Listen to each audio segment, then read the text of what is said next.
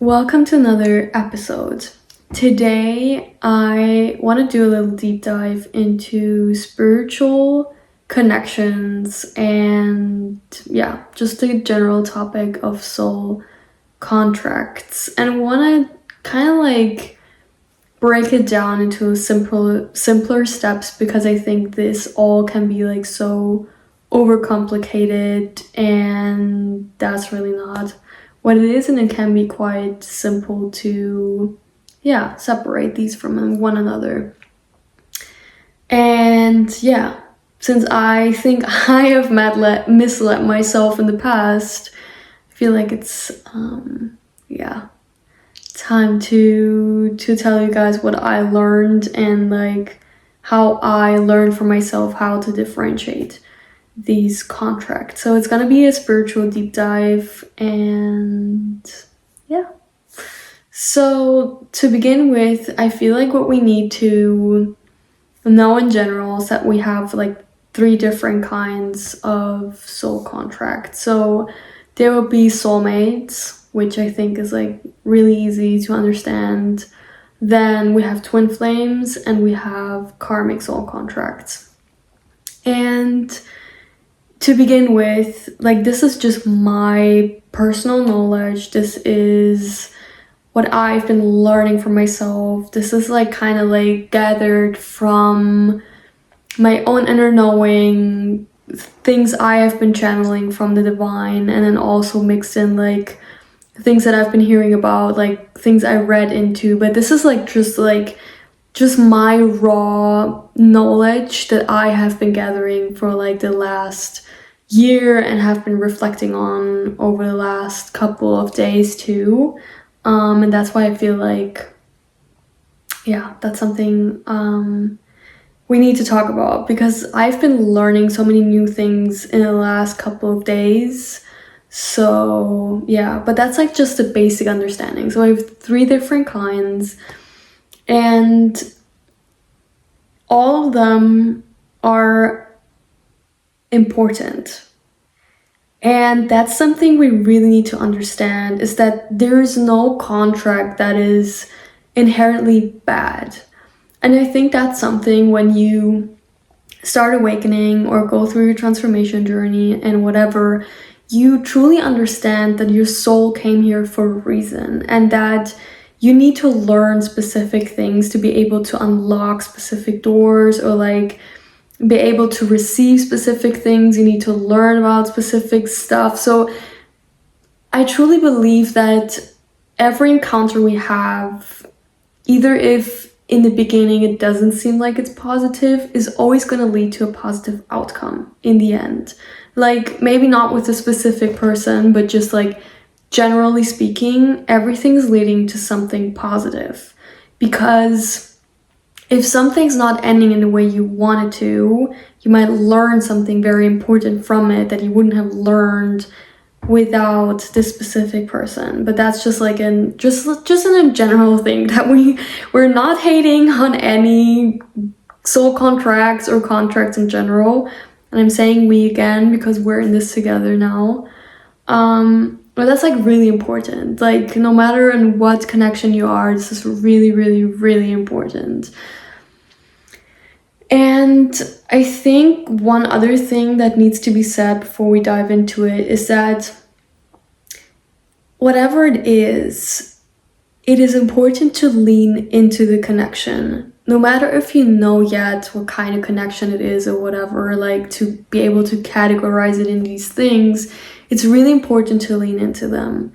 Because I think partially the reason why we misnavigate them sometimes, or put them into wrong categories, is because we want to put a label onto something too early to understand where it's leading towards. Is it leading to something that is lasting? Is it leading to something that is going to hurt me? We're just trying to prevent pain that is inevitable, if that makes sense. So it's so important that when you are in a connection, you just let yourself feel, you let yourself love, you let yourself experience what you need to experience, because that's why you're encountering this person, right? I mean, this is why you have manifested them into your life. And I mean, that's also something with soul contracts, that they have been made before we even reincarnate on Earth. So you were meant to meet this person anyways. So that's something I've been learning for myself, is that no matter if you know where this is heading or not, like you never know, but just in general, it's really important to just fully lean into it. Because in that way, I think you're gonna learn things in the most effective way, in the most, yeah, effective way could be the right word, yeah. In the most profound way, you're gonna learn about things because you have leaned into it more. And I think this also makes like sometimes maybe the lesson like integrate more easily, or like happen quicker if you lean into it and you just let it flow and let it happen, and not try to protect yourself too much from it. But that's just one thing. But yeah, so let's start with the easy one. Soulmates. Super simple. A soulmate can be a person that you meet, it just clicks, the vibe is just there, it flows, you have like cool topics to talk about, like everything just flows with this person. And that can be in a romantic way, in a platonic way. That could be someone you meet randomly on the street, you have a nice conversation with, and you never see again. This could also be someone that you know, like sometimes you pass people and you look at them and you're like, I feel like I know this person, but it's not really, you can't really know them because you have never encountered with them. Because that could also be like a soul's recognition. And this most of the times can also be like, yeah, soulmates, whatever. That's like the easiest part, right? But then when we want to do like the trickier one, and that's like the really tricky one, is twin flames. Twin flames and karmic soul contracts, I would say, are like more the trickier soul contracts to identify. And partially the reason why is also because what I already mentioned is the part where sometimes you're not meant to know that you're encountering with a karmic, for example, because otherwise you wouldn't learn the lessons the way you would if you wouldn't know. And yeah, so if we just break it down to like what twin flames are, or what is believed that it is that we normally, when a soul integrates or like reincarnates on Earth, it's like one person holds one soul, right? But what happens with twin flames is that they split up into two pieces. And that doesn't mean like they're not whole on their own or whatever, but the energy just splits into two halves. So that's why it's like your twin flame is the perfect opposite to you. It's like a yin and yang energy. It's like it fits perfectly. And yeah, so that's like kind of like what twin flames are. So it's like the separation between one soul and reincarnates in two different vessels. And from this point on, it gets a little trickier, because the thing is, not everyone has a twin flame, and that's really important to keep in mind. And to understand why twin flames are coming to Earth is that they are meant to teach human beings, or like others, whatever, what true unconditional love means. And that true love isn't easy, that true love is hard too, but they're meant to show others what true unconditional love is. So that's why when they come into union, that's the energy they hold. They hold true unconditional love for each other. And the thing with twin flames is that normally they meet when both souls are ready to meet, because when they encounter with each other, it's a catalyst to transformation. So basically, when the journey starts, it's very much I wouldn't say it's not chaotic. It's more like okay, you meet them, you have this feeling of, oh my god, this is my person. Like you really have this deep inner knowing of like, oh my god, this is my person. Like I'm meant to be with this person. And like keep in mind, I'm just talking about the divine feminine perspective and not the divine masculine perspective. What I know from the divine masculine side though is that they most of the times recognize it too, but they recognize it in a different way. They would more recognize it in the sense of like, like being, like having this energy of like, oh, I could see myself with this person. I could see myself being with this person. I could see myself spending my life with this person. Like that's more like the difference. But I think like for the divine feminine, it's more like this click moment of like, oh my god, this is my person. And it's like a deep soul inner knowing. It's not like it's not a shallow feeling of, oh, this is my person, whatever. It's a soul's recognition. It's a soul recognition of home. And from that point on, everything gets a little tricky, because initially this journey, the twin flame journey people talk about, is about finding unconditional love for yourself first and coming into self-love and coming into love for yourself first. And this is why most of the times the twin flame journey starts very, I don't want to use the word chaotic, but there's no other word that comes into mind. And it kind of like creates this like push-pull energy where like most of the times the divine feminine is chasing the divine masculine, and like that's then this like, like push-pull all the time, and then pulling away, you pulling in. And this is like how it's most of the times going for like quite some time, and then after a while there's like an intense separation between the two. And after that separation, they're able to fully come into union. And the thing with twin flames is, and that's where people, I feel like, get misled, is that if it is a true twin flame union, or like a true twin flame connection, it always leads to union. Union is inevitable. Like, you're meant to be with this person. There is no other way. Your soul came down to earth to be with this person. Like, there is no other way than coming into union with this person. And like, whether you want it or not, it's going to happen. And I think this is where we need to differentiate, because karmic soul contract sometimes can feel like a twin flame journey, but it's not your twin flame. And this is where it gets so incredibly confusing. And this is why a lot of people are talking about like false twins and false twin flame journey and whatever, which is not, it's not a spiritual term, and it's not a like, this is just words that people make up to like explain an experience that they are not able to make sense of. And that's why they're using the term false twin. And the thing why I'm saying this too is because with your real twin flame, like,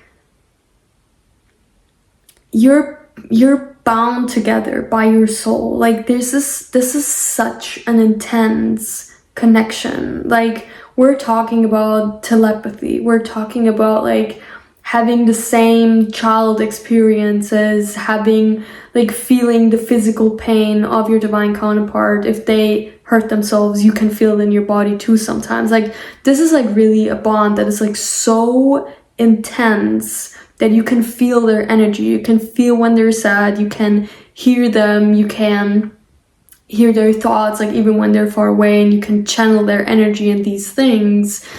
And this is something I don't really have that I don't understand myself yet, because like, bringing it back to my experience, so last year I thought that I am on a twin flame journey. Like, I really thought I'm on this journey and I have met my twin flame, and it really felt like it. Like, I'm not kidding. Like, this felt like the most intense thing that I've ever experienced. And after meeting this person, like, I've been transforming for a year. And I'm not saying like, and that's also what happens with twin flames, is that you transform in a way that it's not even a joke anymore. Like, people that would meet you from a year before, or whatever, how long, like 2 years ago, they would not recognize you. Like, I swear, like, people that would meet me now after this year, if we would have like a short encounter, they wouldn't like really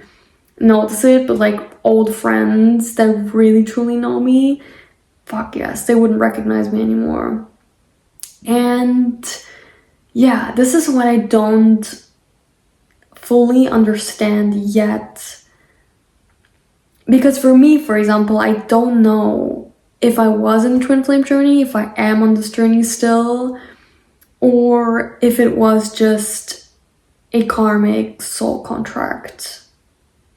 Because initially, like, a karmic soul contract is also meant to catapult you into a new version. So they're also pushing you into a new version. And the thing is, though, that they leave your life when you have learned a lesson. And with them, the thing also is that you need to believe that they're meant for you and whatever to have the effect that it has on you. Because otherwise, like, if I wouldn't have thought this was my person, I would have not learned the things that I've learned now. Like, never ever ever, I would have never learned these things, and in no way, like, in no way, like, truly. But then at the same time, it's like so weird, because a karmic soul contract apparently truly can mirror a twin flame journey. So I was also able to channel his energy. I was also able to, like, I don't know, like, I was able to receive how do you say that in English? The messages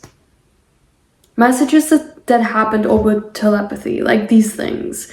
And I know this sounds like very woo and whatever, but if you're like spiritually in tune, like very spiritually in tune, you know what I'm talking about. And you know that that's not like a rare thing or whatever. Like, that's just something that you're able to do if you're just in tune. But yeah. So what I'm learning now is that something can start feeling in the beginning like a twin flame journey, but apparently it's not. Because if you're not coming into union with the other person, it was not a twin flame journey.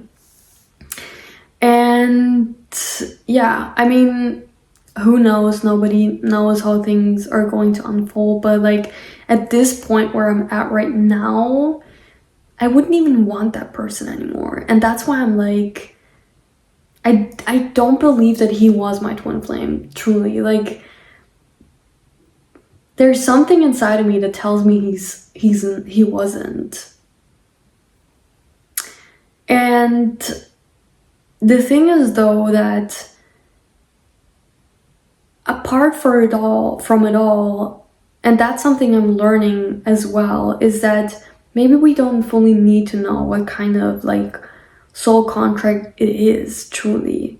Because I've learned to love myself. I've learned to give myself everything that I would need from my partner. And I've learned to be my most authentic self. And I'm also learning now to walk my path, to create the things that I want to create and whatever. And I know I wouldn't have been able to do these things without this catalyst.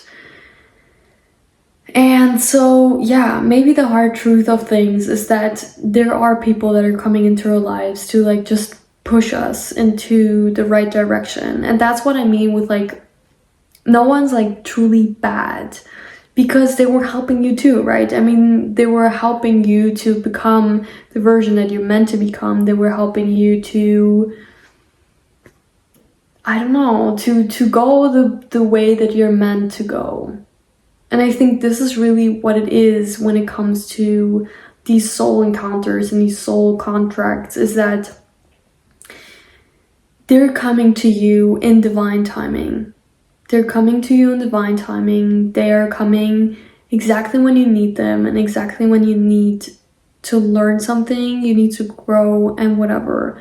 And I think this is where especially it's like really hard to differentiate between twin flames and karmic soul contracts, is because a twin flame normally is like, since they're so bound to your soul, they mirror you directly. So whatever triggers you, they're gonna do exactly that to trigger the heck out of you so that you go into release and you heal it.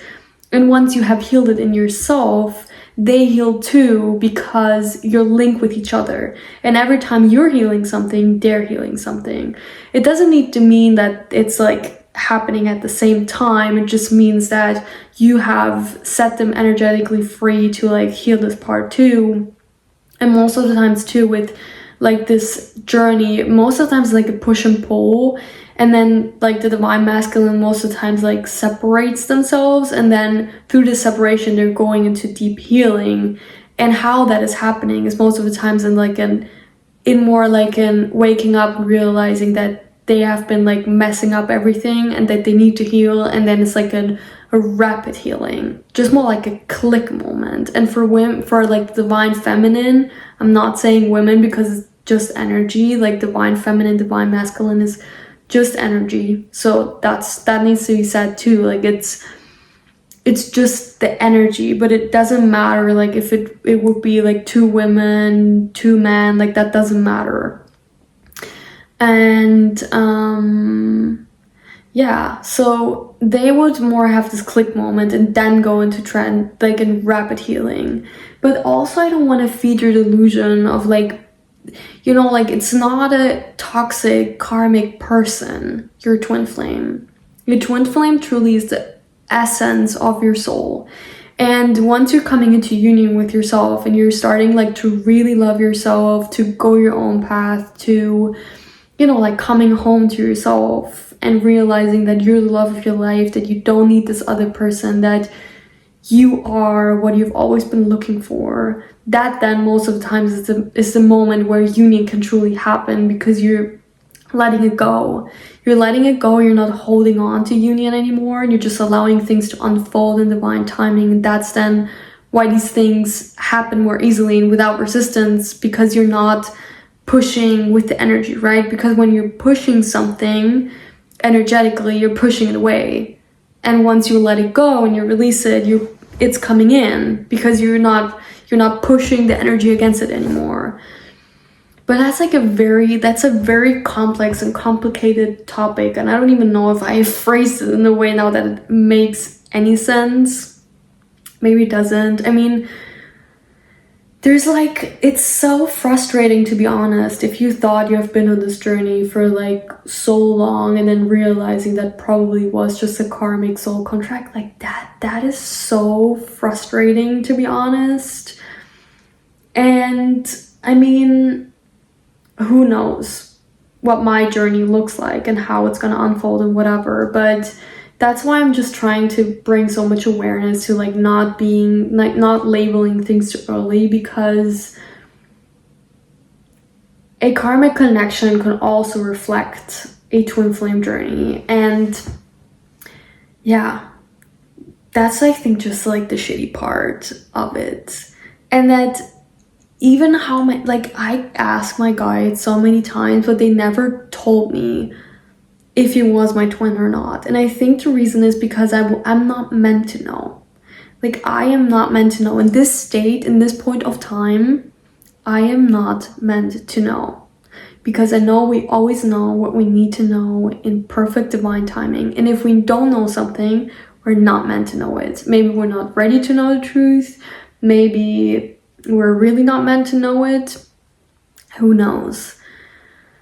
But yeah, this kind of like wraps it up. And like to really just like bring it back into like closing it off. Like soulmates can just really be anyone, someone you encounter and you're just like, wow, that's an intense connection. Can be anything. Platonic, romantic, whatever. Twin flames, union is inevitable. You're meant to be with this person. Not everyone has a twin flame. And it's one soul separated in 2 bodies, in 2 vessels, and they're meant to teach others love. They're meant to have a intense journey so people see that true love exists, and that if something's meant to work out, it always will work out, and that's what they're meant to teach others. And yeah, it's about coming back to love for yourself. And then 3 would be karmic soul contracts, which are here to help you, to transform you, to catalyze you into your best version. So these 2 are like kind of like a little similar in a sense, in the way that it's transforming you, catalyzing you, but one is meant to stay and one is not meant to stay. And I think like to really just to clarify it all is whatever journey you're on, and that's what I've been realizing too, if you just lean into, when you get triggered, you tap into it, you listen to it, you ask yourself, you heal it, and you let it go, and you come home to self-love and like really anchor yourself in self-love. That sounds like the technique for anything, right? Because if you are on a twin flame journey, cool, you're just doing exactly what you're meant to do to come into union with your twin.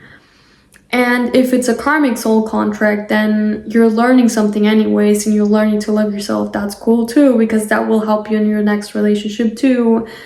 And I mean, if it's a soulmate, cool, that's great anyways. But yeah, that's just my take on this. And I think I'm gonna maybe do like another episode, because there's like still things I haven't covered yet on here. But it kind of feels like everything that needed to be said about this, like the first information, is wrapped up. So yeah, I hope you like this. This was a little more educational than usual. And yeah, I hope you could follow me with my like ping pong. I did a little bit, but yeah, that's just how my brain works. So love you guys. Stay tuned for the next episode, and bye.